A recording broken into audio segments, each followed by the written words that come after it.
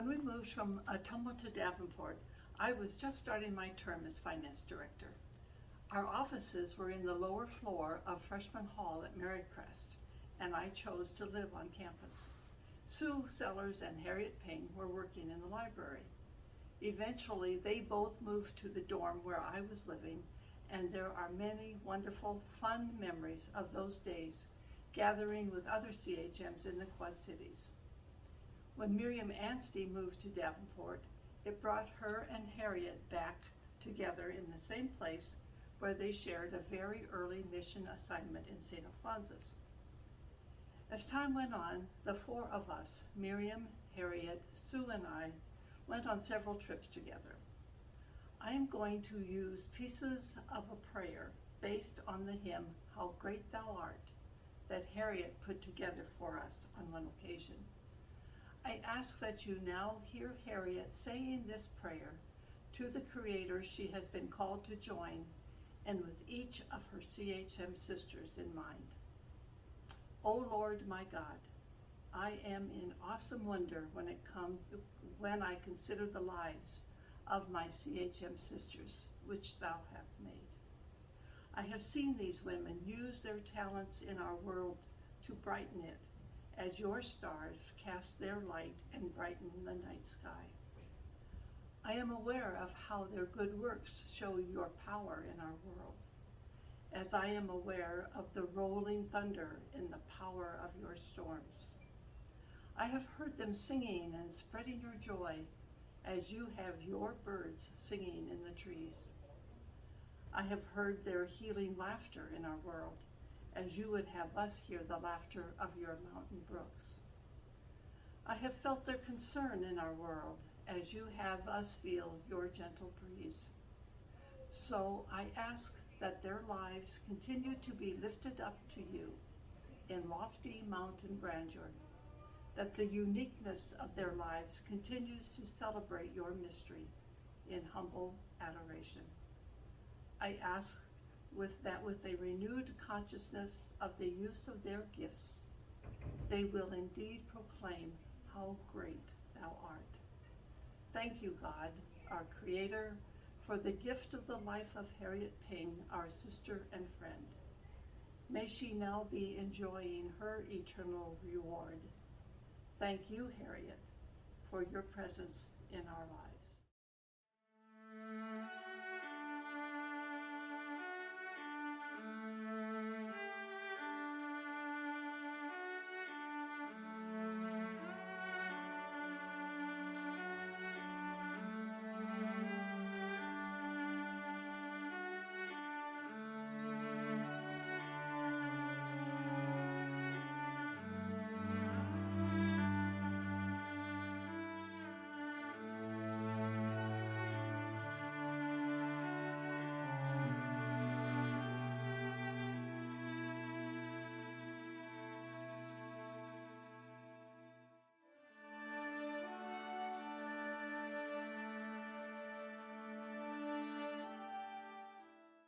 Sister Joan LeBeau served the community as a caretaker for many.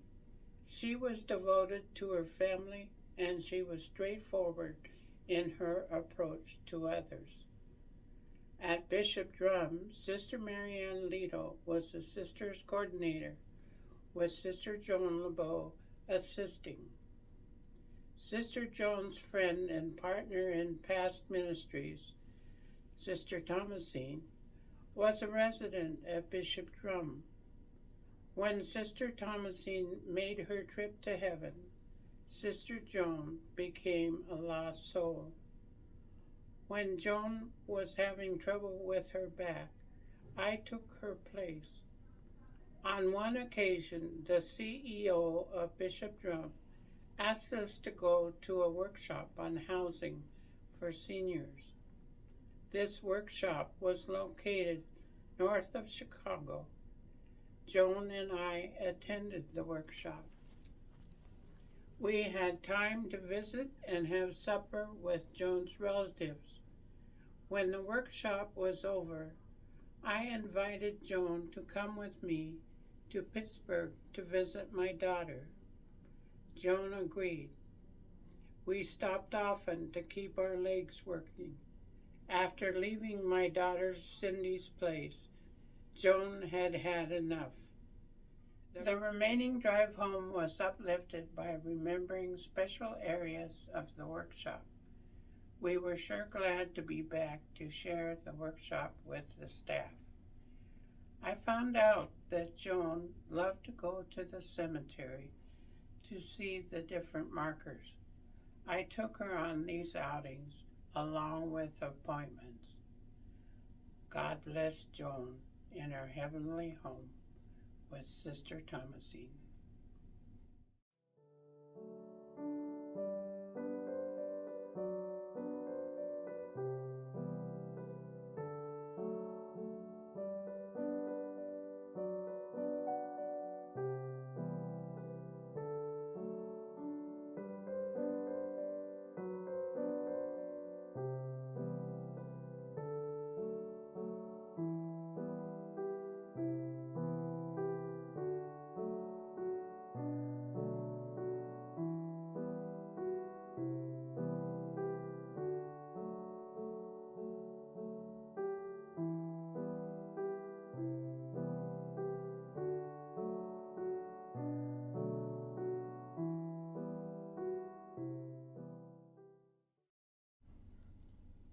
As a friend of Sister Mary Kayleen Heffron, I have known her as a woman who lived the Florence Nightingale Nurse Pledge to the T, dedication and care to humanity. Her nursing career allowed her to use her God-given gifts of quiet and loving compassion to those she encountered at St. Joseph Hospital in Ottumwa as a nurse. Her long and gracious commitment to nursing endeared her to the local community. She hung in there and stood as an icon in the lasting days of St. Joseph Hospital. I was always amazed by her tenacious commitment as a CHM in witnessing to others that we, as a religious community, listen to the signs of the time and move on to new adventures and new settings. Kayleen served with joy and dignity in a new local hospital that invited her. She is missed by us all for her CHM dedication to the Ottumwa community. I know her love of family energized her to the very end of her life. And I know that those Irish celebrations will miss her. Kayleen, you went quietly and quickly to God. We ask you now to help us journey into the future that awaits us.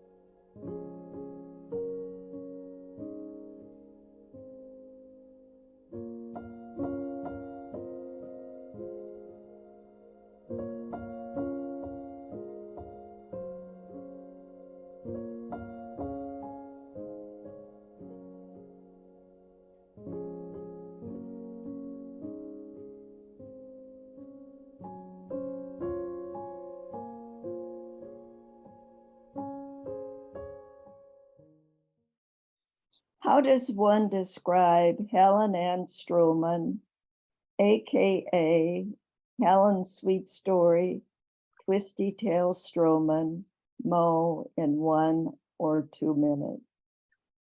Mo and I have been close friends for 58 years, first becoming such when first assigned to St. Austin in Minneapolis in the mid-1960s. Initially, we didn't like each other very well, but her sense of humor, along with mine, quickly made us the closest of friends. The bookmobile was a constant. A rare treat to St. Paul, just the two of us, to see Mary Poppins, and always planning to run away to the taconite mine in northern Minnesota when things got a little rough. More fun came with going to the Chicago Cubs game in Chicago. Mo, a loyal Cubs fan, and my dad, a loyal Cardinal fan, never tired of quibbling over who was the best team. Once we were even propositioned to go to a Willie Nelson concert by two guys when leaving a restaurant one evening. That became our fun greeting. Hey, you want to go see Willie Nelson? Eating fresh caught fish in Natchez, Mississippi was a delight.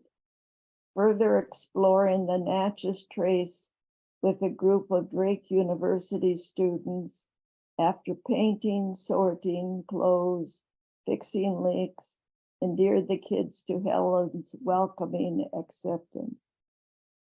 Mo even found humor when she taught second grade at Sacred Heart in West Des Moines. Having 72 kids, she said she had to keep rotating the kids toward the front so she could remember their names. The deeply compassionate and strong sense of justice side of Mo was as strong as her fun side.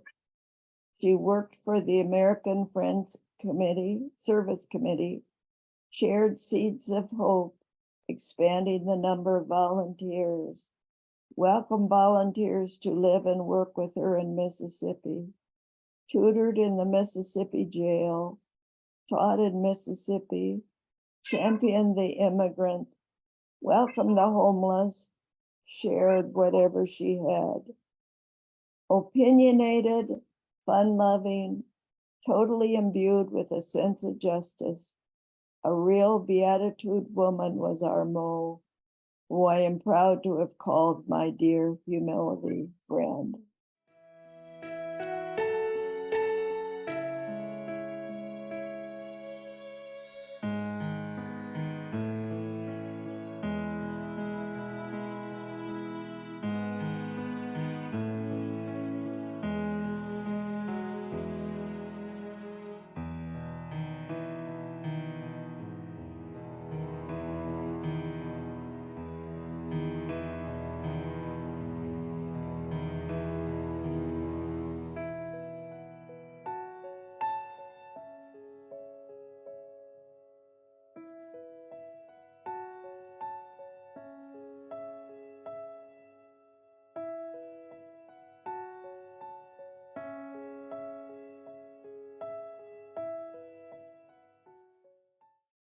I first met Sister Miriam when I entered the CHM community. She was a second-year novice and I was a postulant. We did have a common thread, our Sister James.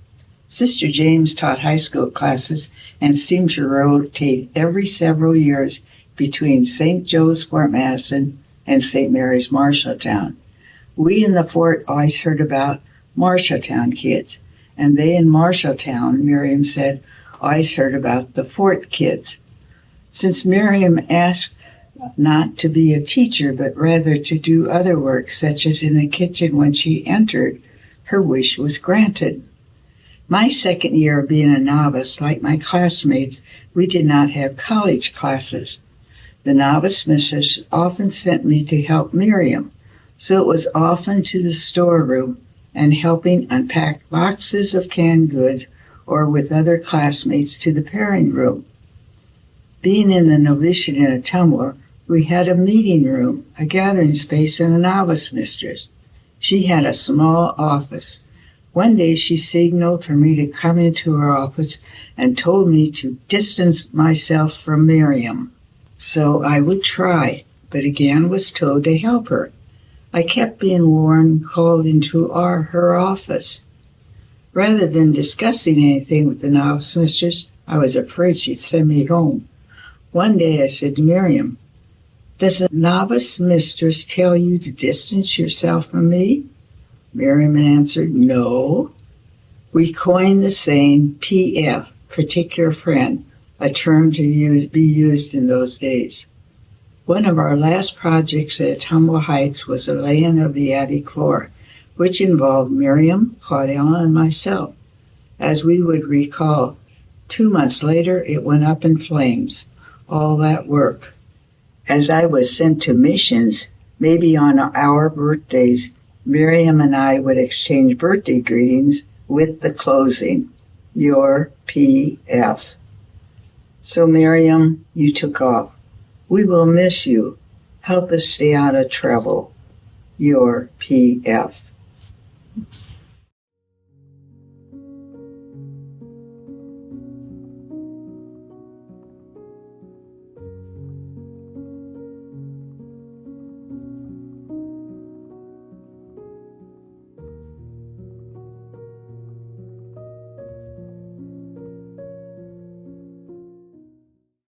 I'm so happy to tell you about Casey Barnes, a talented woman who had an adventuresome life full of many stories.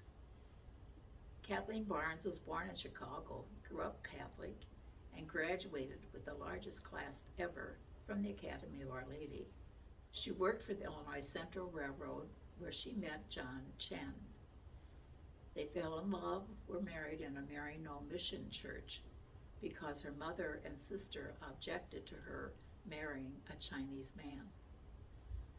However, with the birth of their first daughter, Audrey, the family was reconciled. And during this time, Casey's paintings have become known in the Chicago area, as well as other artwork she did. In 1992, Casey and John retired and moved to rural Iowa, an area where Casey had already explored, looking for new environments to paint. The Dominicans of Cincinnati, Wisconsin contacted her about doing some paintings with their mother house. They introduced her to painting as prayer. That added a welcome and what became a natural dimension to her work. She did workshops and retreats with them and became one of their associates. Casey had participated in 12-step groups, which is how I got to know her. While enjoying our hospitality, she got to know us and learned about our charism. It didn't take long for her to identify with it very much, especially the care of the earth and the living simply aspects. After meeting Sister Kathleen Storms at Our Lady of the Prairie retreat, Casey became a regular visitor there and demonstrated at events like the Spirit of the Prairie. Casey became a CHM associate in 2020 and was very, very generous to us. In fact, I used to tell her, Casey, you don't have to give us things. Anyway, what she was especially good at was finding strange fruits of any kind, and we would come occasionally to see a big bowl, something like plum cots.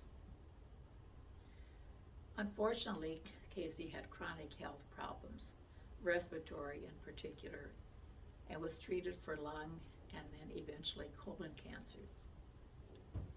After John died, she moved to Arizona, then California, hoping the warm, dry climate would provide relief. Last fall, she moved back to Iowa and was treated for a recurrence of lung cancer, then colon cancer too. She was treated at the University of Iowa hospitals, and several of us had an opportunity to visit her there. In December, she was moved to the Bettendorf Healthcare Center, where Sister Lynn and I visited her. She died there on December 15th, 2022. Casey was celebrated at a Mass at St. Anne's with friends from various of her associations. We surely felt her presence as we were surrounded with a vivid display of her work that filled the worship space on what was really a very cloudy, cold day.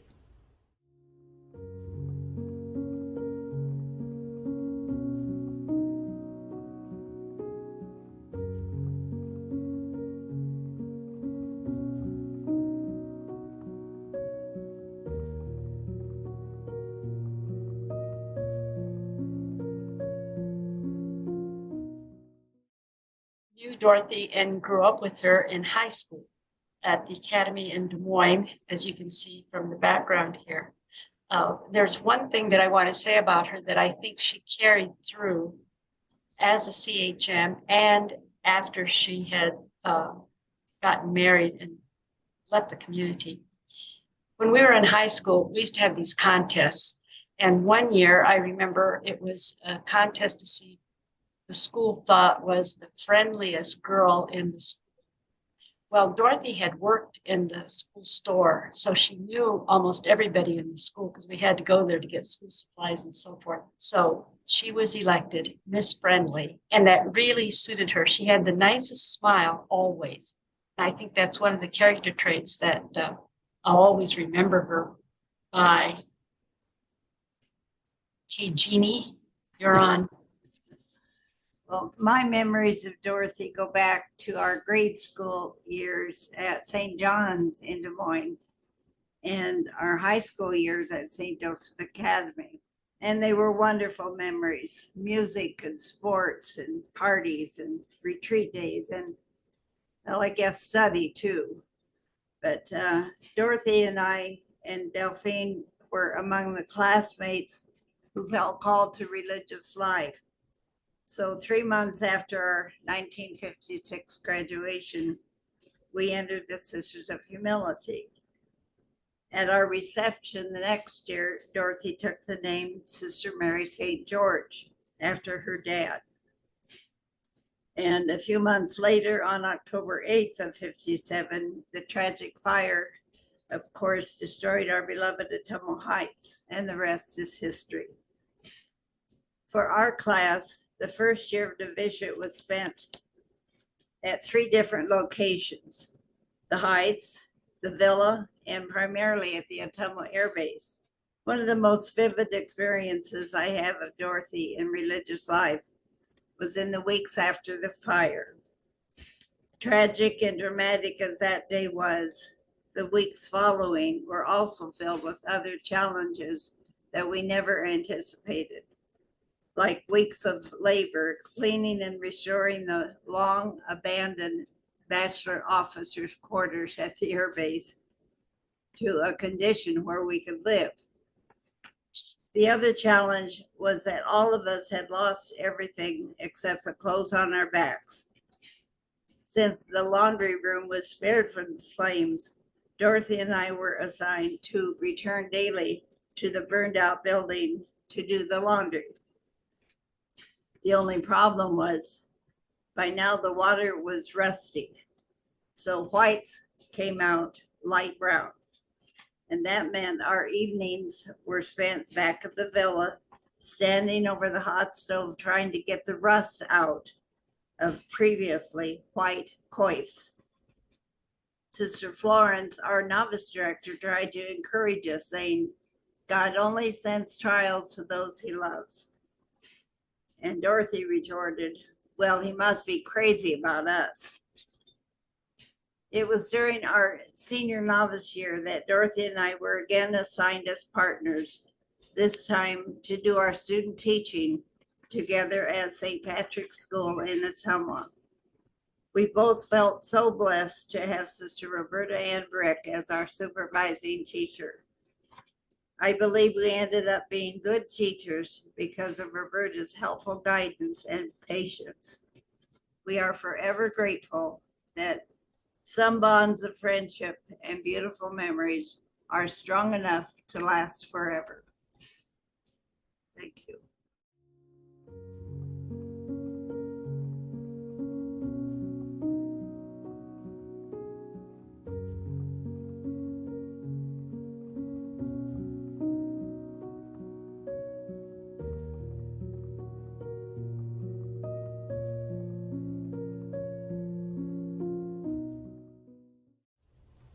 Sue Witte Tribute.